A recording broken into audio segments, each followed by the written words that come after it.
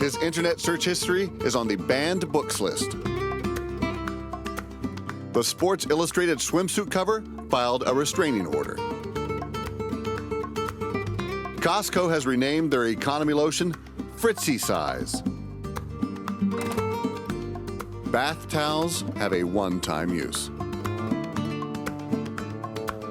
His do not disturb sign is disturbing.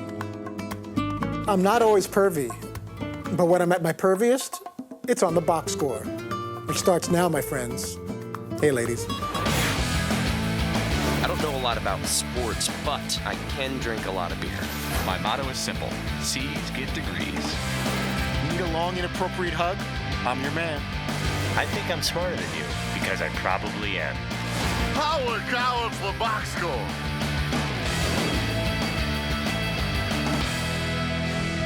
Hello and welcome to the Box Score. I'm Brock in Los Angeles. They are the Danettes in Milford, Connecticut.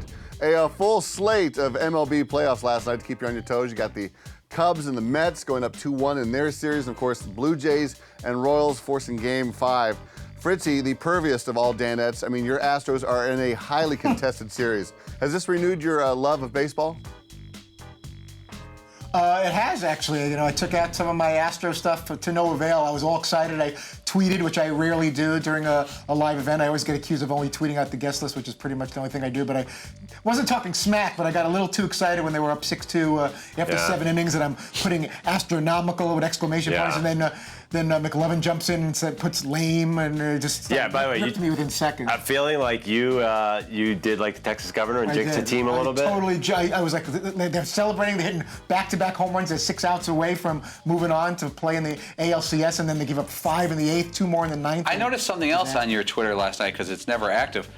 You tweeted out, "Can't wait for the Astros to be in the NLCS." I did. So you see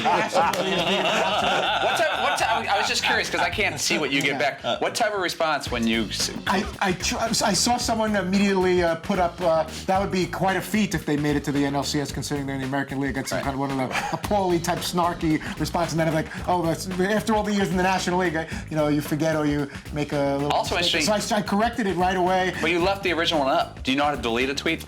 I think I do, but I probably should have just deleted it. And I told my son that I made that mistake, and he goes, just, if you put something out, then you could just, I need a 13-year-old kid to tell me, just get rid of that. You don't have to leave it up there. But instead, I left the wrong one up, put up a new one. So I jinxed the team by saying that, it looked like they had in the bag after a 4-run lead after 7 innings, and I said they were going to the I should have tweeted you back, Astronaut. Astronaut's going. Astronaut, Houston. Yeah, I saw, yeah. Sorry, they lived in Houston. Yeah, I got you. Yeah, Houston, they did have a problem last Yeah, night with those problem. Royals. Well, Fritzy, your frenzy on Twitter must have got your comedic blood pumping because this morning you came out guns a-blazing. I wonder if when he was younger, though, he still had that sort of, Got to do my homework. when his Heisman speech was him saying, happy to get it. Cheated on that quiz again. Probably do some studying. Pushed my sister down a flight of steps. What? I'm doing Steve Spurrier as a kid. If he was like cheating on a test or was teasing his sister, maybe not. We'll edit that part out. What did you just say? I don't even know. It sounds even funnier in a second. It's said in just Todd's voice. There's no No imitation. no even like a hint of imitation. Sound like Hank Hill. Pushed my sister down a flight of steps. That was just a fail on every possible level, from trying to do an impersonation of Steve Spurrier to trying to be funny. We met your Confused sister at the everyone. bar mitzvah, by the way. Way and- funnier. Way funny. Yeah.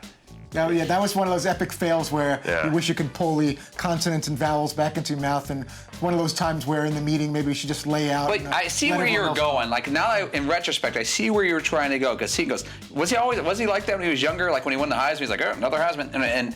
And so Seton actually did say when he's younger, and then you tried to go stay with the bit, which you almost were there. That, Almost. You imagine him, if you would have said, imagine him in grade school going, turn in my paper late, or, not going to make class today. If you would have set it up just a hair, like It would Seton have set helped it a up. little. It wouldn't have helped Right. It would have helped a lot. Like, do you think he said to his mom, well, take them Cheerios this morning? Yes. No. I should have gone a little, like I should have not only made it clear, but I should have gone more kid than, the quiz, cheating on a quiz Cheated and on then a quiz. pushing your sister down a flight of Pushed my steps. sister And maybe down the imitated her. stairs. And actually maybe try to do Steve Spurrier's voice. You want to try to do Spurrier's voice now, since you have time to? Yeah, Well, that's time to go. Sometimes you gotta know when it's time to go. There you go. That a little There you better? go. Yeah. Let's workshop this stuff. What I did earlier, I don't know what that was. Brock, you're a comedian. Do you see what happened there? You know what this is about. Yeah, you set him up there on a Spurrier joke, something about pushing his sister down the stairs. I don't know what went on in the Fritz household as a child, but I'd say things are pretty dark. I usually pride myself in being funny. That was poor. It was one of those poor, get a big red X. There's nothing else to say about it. Well, yeah, red light, your magazine. Oh my goodness, Playboy, the winds of changing over there. And of course you had to drop a comedic nuke on this one. Now you really have to read it for the article. Yes, you do.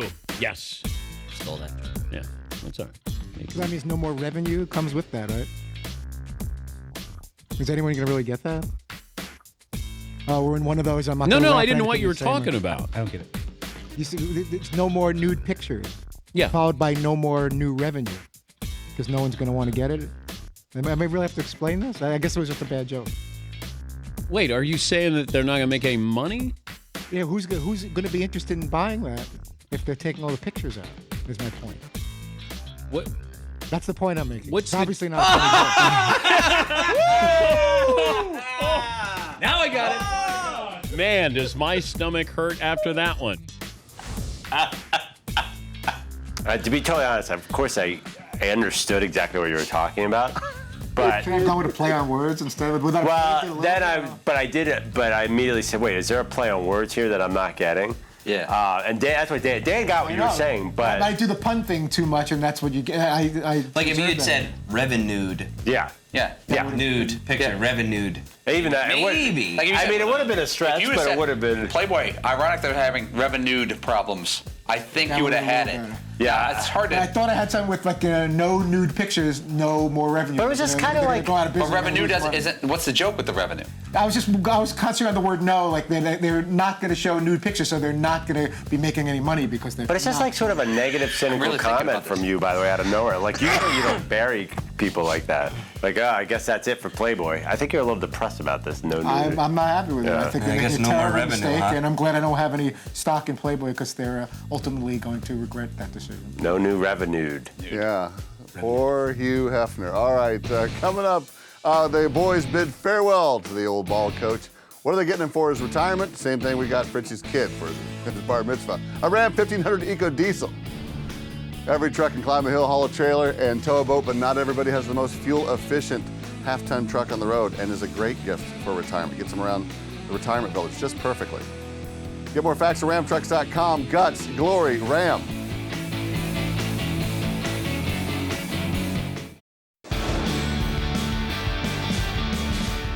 Now, what do you think is Seaton's impersonation of Steve Spurrier here? Yeah, well, now look at the show. Not in the top 10. Oh, Yeah. oh, No, wow. no. Wow. Very dismissive. All right, we're back here in the box score. Old Spurrier has decided to hang it up after 40-some years on the sidelines. Now, Seton, you'd been working on your old ball coach imitation since the beginning of the day. Was that beginning of the day? Was that your finished product that you gave to Todd Ellis when Dan put you on the spot? No, I think it sort of has been evolving actually over the last few months, maybe a few years. This is something that Paulie and I do quite a bit. Is the yeah, well, there goes Spurrier. He gonna do something because the dude is like just so much entertainment. So I'm actually really bummed that he's not going to be coaching football anymore, and hopefully he gets a job in the media or something because that's way too much fun to just leave on the floor here. Paul, you went into the box and talked about the time you had a chance to hang out with Spurrier after win, but you chose not to. How about this? What if you were offered a chance to produce for Spurrier on game day if you were to take the job, or parlay your current gig into a lead producer for Football Night in America? Wow, that's a toughie, man. Lead producer of Football Night in America is about as big as it gets in our country right now as far as a sports job. College Game Day, I don't think I'd really like to work on because they're not going to change many things. It's a great show, and it's so set in its ways, and that's a good thing. You add Spurrier to that set, I think it's going to be even better than it ever was. But I would take Football Night in America. I mean, I'm not worried about getting invited to do either. Let's put it that way. All right. Well, Steve Spurrier has decided to hang him up, but USC coach Steve Sarkisian was fired yesterday after struggles with alcohol. Now, Seton, is this the first time that a coach of a major program has had such huge problems with alcohol? Is this the first time a coach has had problems? Publicly. Publicly. Well, I guess maybe in this way, but okay. Well, yeah. To be fair, I can't think of another one that immediately comes to mind. Although I think that if you read between the lines of what a lot of people say, especially Bomani Jones today, I mean, it's pretty out in the open that there's certainly a drinking culture among coaches. I guess it's like it's out there, but he's the only one who's really, I guess, been popped. It's a different time. I mean, there's been coaches who've gotten DUIs before, and you see their mugshots. A couple of them are coaching still big-time programs. There was a coach at Alabama. Don't have to bring up his name again. He got a lot of trouble at a strip club, and a bar tab came out.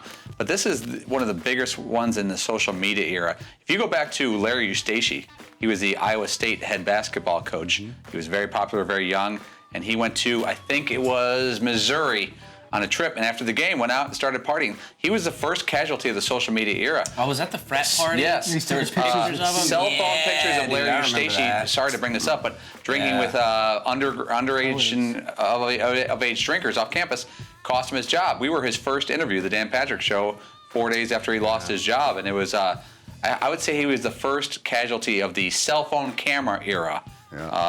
Because social media hadn't been invented yet. I wonder how much of it too has to do with not only the social media era, but the size of program too. I mean, USC is a big deal. Sure. And there's certainly other schools where, people have had some missteps with alcohol. I think coaches who didn't have it blow up into be this big of a deal, who are still coaching. So. Yeah, I think that what program it is determines a lot. Perfect storm. Yeah, it's just a huge market out here in LA. And Sarkisian, his problems became public in August when he was at the event. And of course, you had Todd Marinovich, former Trojans quarterback, join the show today. And he said he was actually there and tried to keep the coach from going up on stage that night. I had mixed emotions because I knew he was intoxicated and beyond the point of being able to get up in front of people. And so I just felt the need to step in and try to help in going to the powers that be and saying, let's not do this. And in the process of me doing that, over the loudspeaker I hear, and ladies and gentlemen, your coach, Steve Sarkisian. So my efforts fell short, and then he went on, and the rest is history. That was powerful stuff, and Dan helped lead Todd to where we were going, obviously to kind of make us all feel like we were there or behind the curtain, so to speak. And I'm sure there's some guilt involved with Todd Marinovich feeling like maybe he could have done more, or he should have seen something or been more adamant to keep him from maybe that embarrassing moment and get him off the stage before it all unraveled. But everything, I guess, happens for a reason. If that moment didn't happen, then maybe he wouldn't be getting the help he's getting right now. But that, I really, listening to Todd Marinovich, I can put myself in his shoes there. Imagine if there's someone that is about to find themselves in a very embarrassing, disastrous situation in front of a lot of people, and how you would handle that. So that was fascinating stuff, and there was a good job by Dan staying with that and making sure Todd told the whole story of what went on behind the scenes. McLovin, do you think Steve Sarkisian will get another chance to coach at a high level? Totally. If he recovers. If he has an alcohol problem, yeah, he would probably. I think American history is littered with reclamation projects. George O'Leary. I guess he hasn't really gotten a high level, but the guy who got fired for lying on his resume, he got back in the top 25 at UCF. Maybe Shark will get USC. His crimes. I could see him becoming a high mid-major. If you want to call it crimes, his sports crimes are relatively victimless. Yeah. He didn't kill a bunch of kids with drinking and driving. He didn't sell out one of his players and let someone get killed. I mean, I think there's a lot more tolerance in this country and understanding with alcoholism. Yeah. It won't be tomorrow that he's getting a new job. There will be time. He's going to have to pay his public penance. Yeah. But I don't think it's going to be as hard for him to get a new job. I think it's going to be hard to get a new job based on his coaching abilities more than his off-field issues. But it's funny you say, like it's almost like he's getting out before anything really terrible happened. Sure. It's almost like a hall pass. He didn't drive as far as we know. He's never been busted for DUI or in a really bad situation with this that we know of. All right, well, all the best to the coach moving forward. All right, stick around. You will not believe which Danette came out on top of the FanDuel Challenge in Week 5.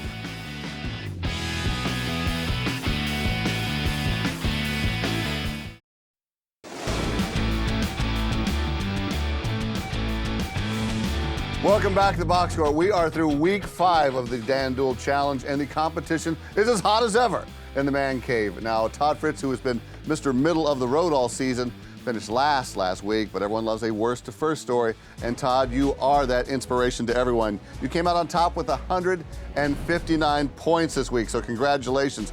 And you were the first person to pick up Doug Martin all year, and it paid off big time. And where's the crystal ball?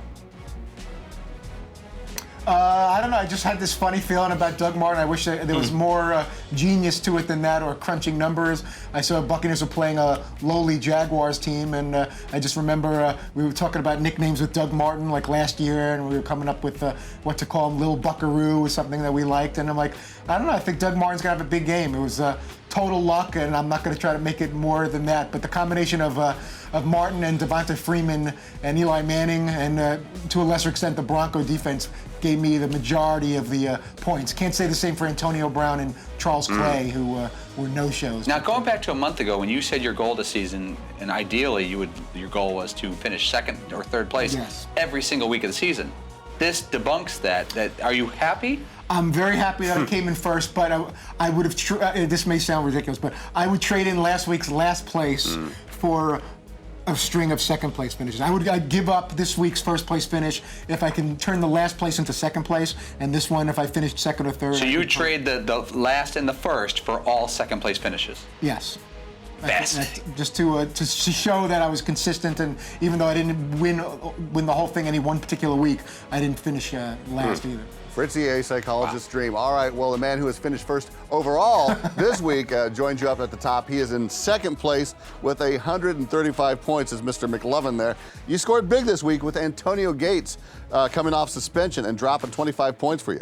Do you think he can keep up that pace all year? Well, I'm already thinking I'm going to jump on him this week. But I just gave that strategy away. But then again, he's like ancient. He's 35, and he was breathing so hard by the end of last night that I'm thinking that I might need to give him another week. So it's really tricky. By the way, I would have been so high in the money if Jamal Charles hadn't gotten hurt against the Bears. Man. Did you have Charles too? No. He was about to go off, and then he twisted his knee, and that kind of. So I got some money this week, but I could have made a lot more. All right, well, DP made headlines last week for coming out on top in the man cave. This week, he gets the Todd Fritz Middle of the Road Award, finishing with 128 points.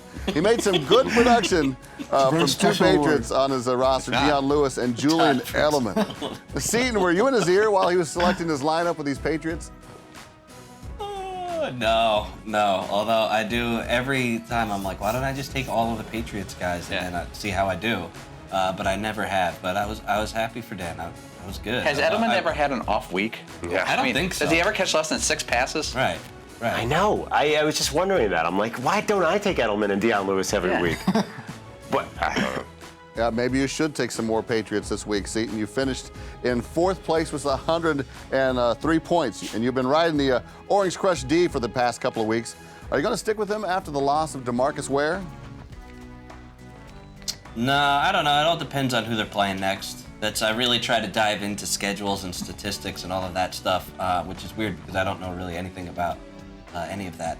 But no, I took a couple of risks this week based off of my great research, and none of them paid off really.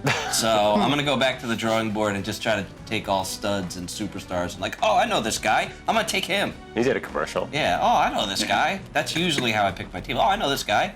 All right, to the man who has the most unique research technique of all of you. Paul Papps, you've been improving, but this week you have reversed course. You finished last with a mere 95 points. And you had your groundbreaking strategy. Are you going to abandon ship with that, or stay with that, or maybe go with a new approach? Yeah, I'm not Stephen Hawking over here. I'm not smart. Algorithms is not in your repertoire? I'm not algorithm. Yeah. Algorithm. So, in all honesty, I covered up the page and picked based on values and trying to stay under budget and finish with no money and use all my money to make my picks. There was a point at about 4 o'clock Eastern that I checked my team. I checked my team once, and I had 95 points, or whatever I finished with, I had at 4 o'clock. And I was in the money. I was in that green zone, as they call it. I think I had $10. It's like, cool. And then I took a quick look and saw how many quarters of action I had remaining, and I think it was 0. Oh, and that's I thought to the myself, I worst. go, well, I don't think I'm going to do that well. But I didn't give it a whole lot of thought. I let the games play out. I don't really pay attention minute by minute. And then I realized I was in dead effing last. And I am going to stay with my strategy, though, because I figure it's like roulette. I'm not thinking about it. I'm just rolling the dice. Absolutely. Well, congratulations to Fritzy, the big winner in Week 5. Be sure to check us out every Thursday as we have the FanDuel Draft Day right here on the Box Score.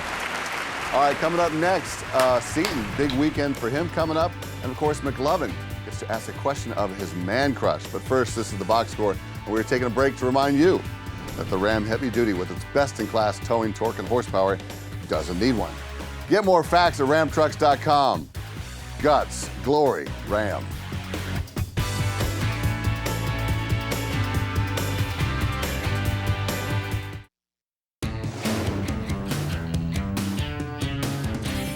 Taking Seton to the Notre Dame game.